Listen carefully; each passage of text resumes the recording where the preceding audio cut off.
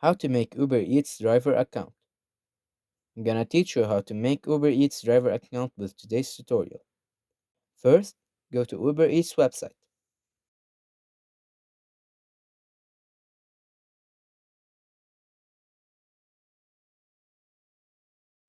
Then, click on sign up to drive.